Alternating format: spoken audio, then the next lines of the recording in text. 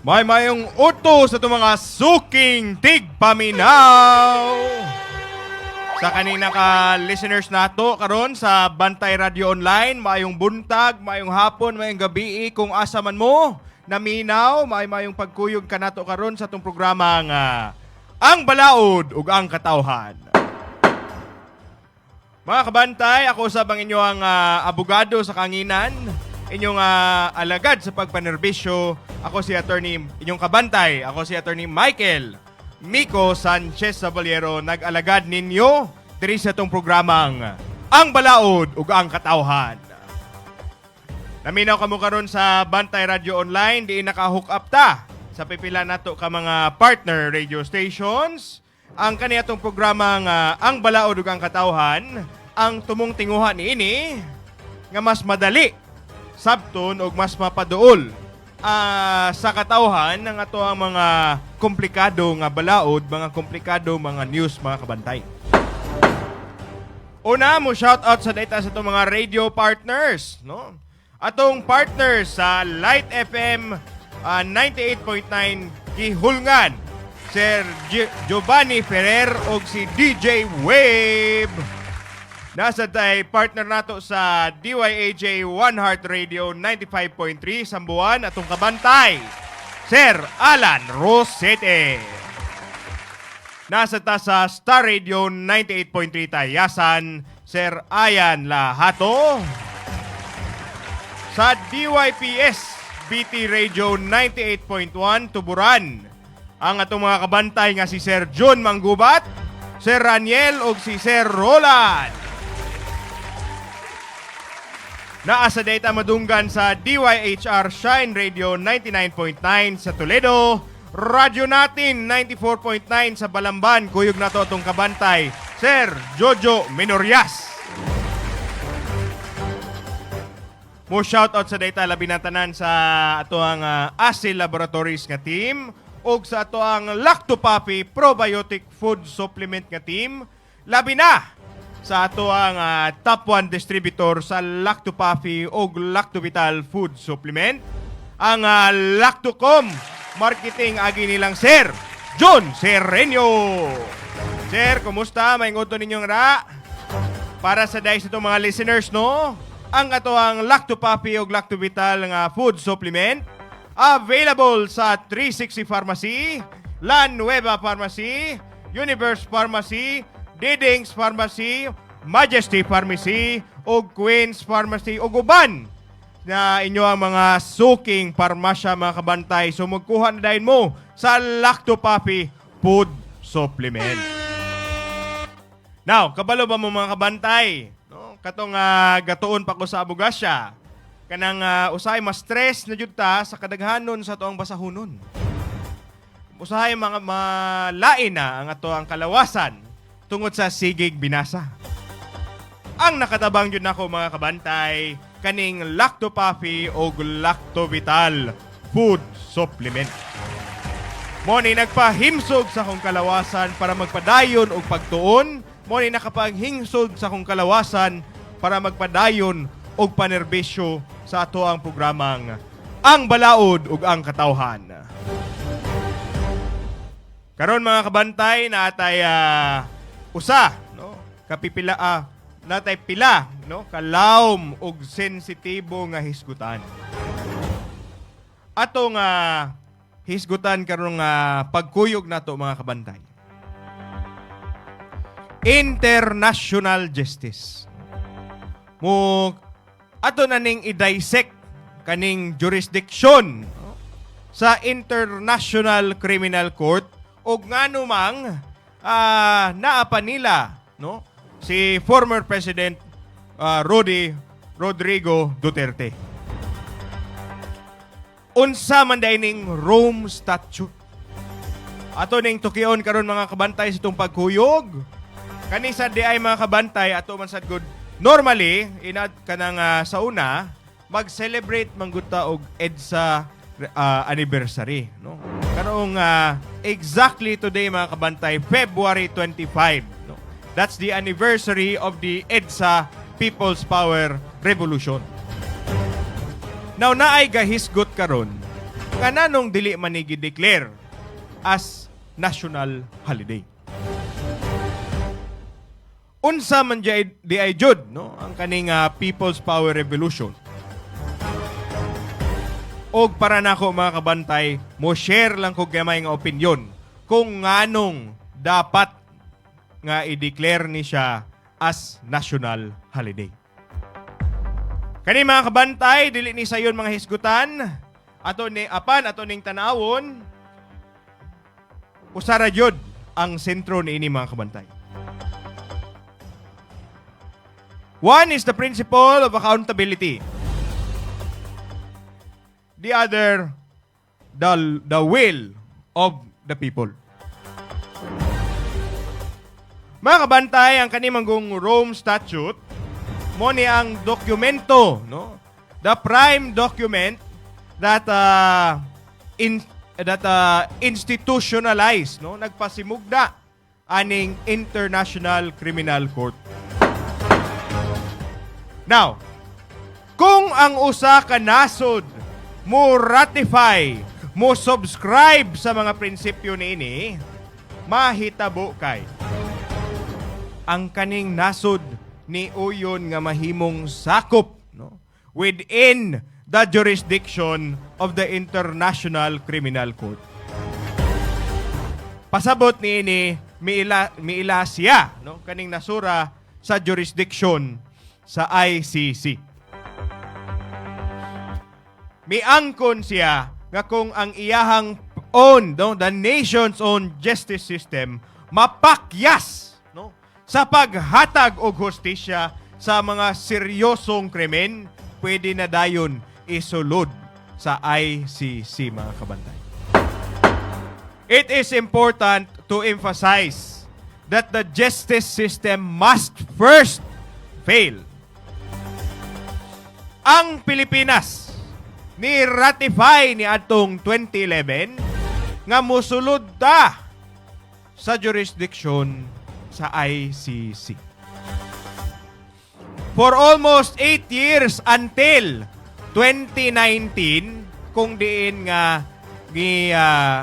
ni gawas ta sa jurisdiction sa ICC agi sa declaration ato ni President Rodrigo Duterte. Karon mga kabantay, I have to say, no, our nation has been more divided, has never been more divided. On one hand, gitagaan og impeachment complaint ang president sa tuang nasud.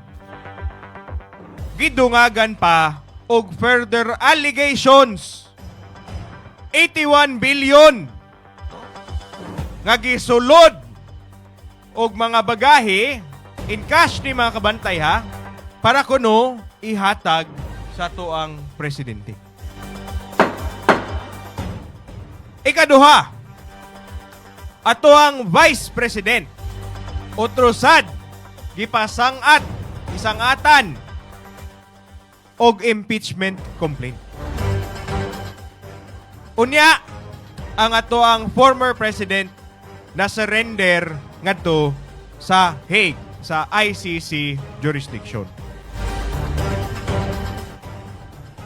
My fellow Filipinos, mga kabantay, ang kaning sitwasyon namang good has never been seen in any other nation before.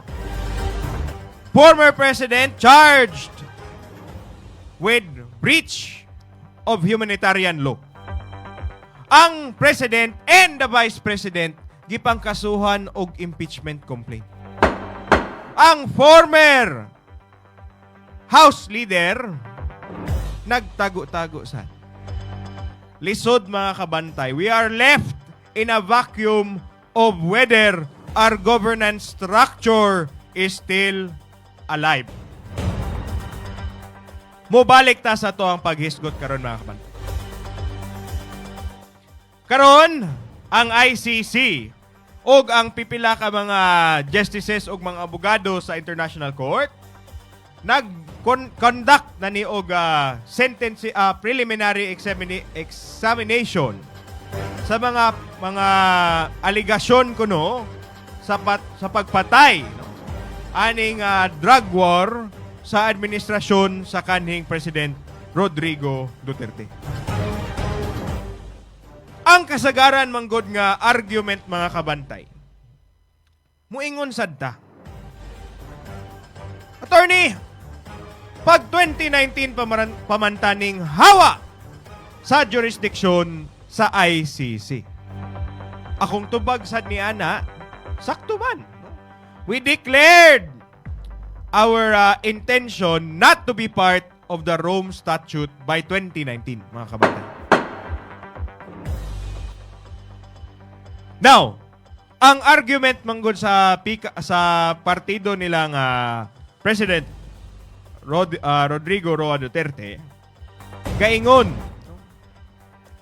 nag-ingon nga there should be no jurisdiction sa ato ang ICC because of the said withdrawal in the Rome Statute.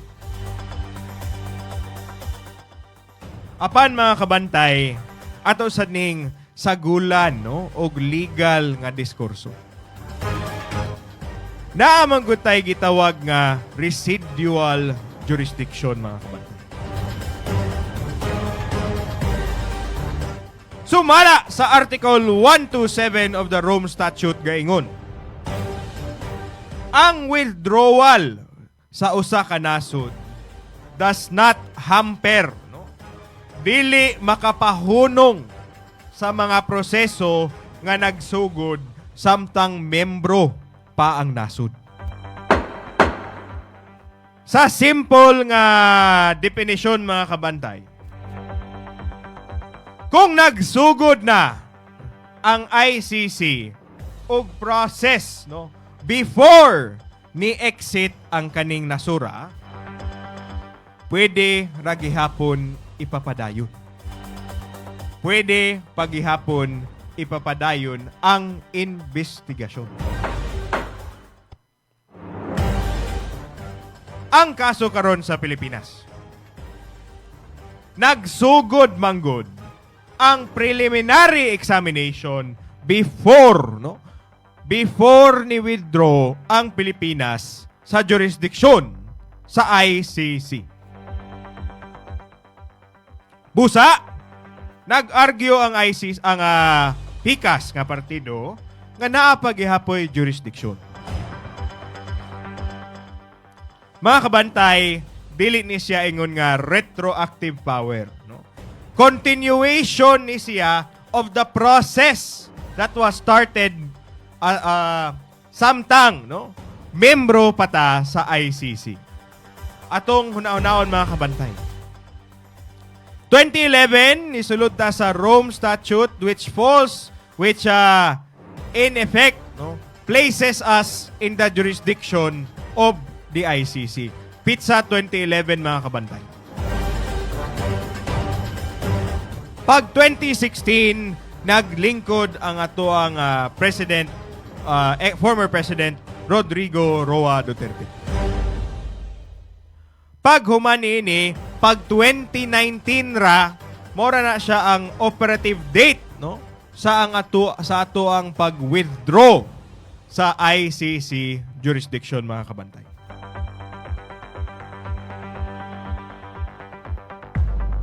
Now, mga kabantay, naamanggod tayo gitawag sad sa Rome Statute, no, nga naay hold-off period.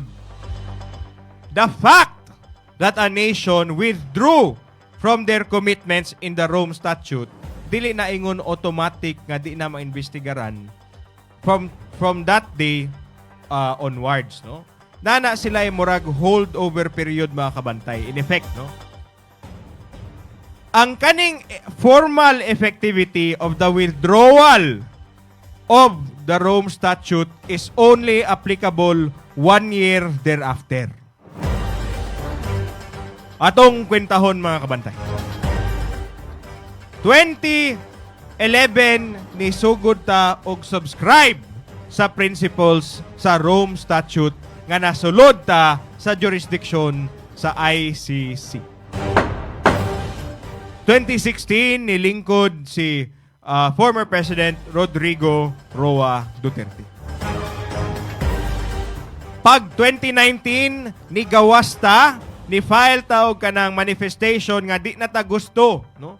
Mo subscribe sa prinsipyo sa Rome Statute. And in effect, we no longer recognize the jurisdiction of the ICC. Pag 2019, mga kabantay, because of that period, in effect, only pag 2020. No? Pag 2020 pa na nga pizza, ni effect ang ato ang withdrawal. Di na siya ingon automatic nga wa na ilabot ang ICC kay by the fact that the ICC was part of our nation's commitment. The Rome Statute was part of our nation's commitment. Mahulog, mga kabantay, nga we still have to honor the provisions of the Rome Statute until 2020, mga kabantay. So, unsa may pasabot nini, mga kabantay? Mga kabantay, atong klarohon, ha? Wala ta ni take og side sa ingani nga question. We're just answering this in the eyes of a legal perspective, no? Klaro sa atong provisions, klaro sa ato ang prinsipyo sa international law.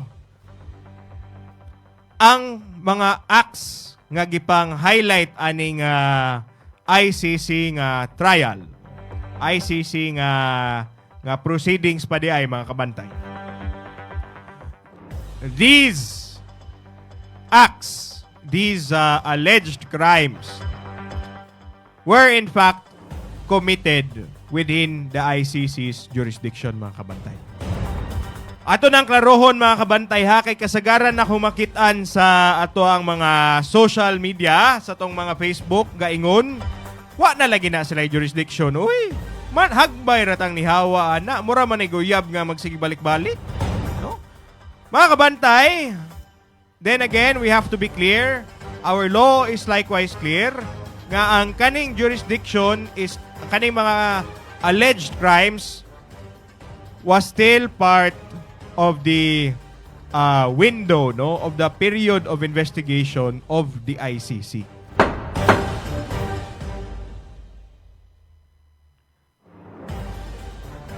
Karon, mga kabantay, namanggod tayo gaingon nga ang kanimanggod nga prinsipyo, ha, is called a violation of the sovereignty, ang violation sa soberanya sa Pilipinas.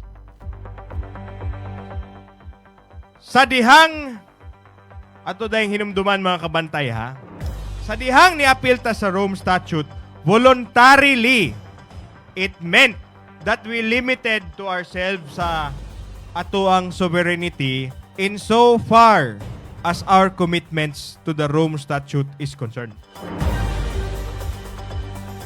Ang treaty law nato kay klaro. Dili ni pwedeng ma-withdraw. Dili ni mahimong erase button kunuhay ang pag-withdrawal sa ato ang kaning Rome Statute nga to the effect nga malimpyo na tanan, mga kabantay. Dili na tinuod, no? Again, in so far as the period is concerned, kato nga acts are still part of their jurisdiction. Now, mga kabantay, namanggod tayo gitawag sad nga nasa argument kuno nga dili man unta ta dapat, no? Dili ta dapat mo ang kaning ICC dili ta dapat mo take cognizance, no, or mo kuha sa jurisdiction ani nga issue, ha, kung wala pa ni nato gitry sa ato ang Philippine courts. Ang ICC, mga kabantay, dili mo ingon, no, nga magdali-dali og ilog sa kaso. The ICC will only act if the nation fails to persecute the offender, if the nation fails, no, to protect its citizens. If it is deemed that the nation's justice system is incapable of persecuting the said offender, mga kabantay. So mahog mga kabantay nga dili ni first option. Ato tong i-summarize mga kabantay ha. Again, ang kaning question on jurisdiction, the argument on jurisdiction has to be reassessed. No? Ang the fact manggod nga sulod pa ta from 2011 until 2019, mahog pa nag-unsay acts nga committed within that period is still part of the jurisdiction of the ICC. Mga kabantay, ang kaning mga allegations kuno occurred by 2016 mga kabantay. Sulod pa ta sa period aning jurisdiction. Dili na mahimong ma-erase tanan kay klaro kaya tong balaod mga kabantay.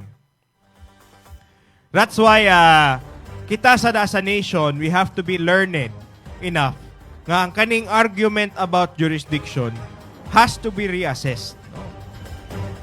Magsigitag balik-balik ani nga punto bisag klaro na kaayo sa ato ang balaod nga dili jud na siya mahitabo nga ingana ang argument. Our nation has to be more learned para dili sa ta mabali-bali sa different opinions kay daghan naman gud kayong kalihukan mga kabantay aning gitawag nga false information, mga fake news mga kabantay. Dapat na natong bantayan.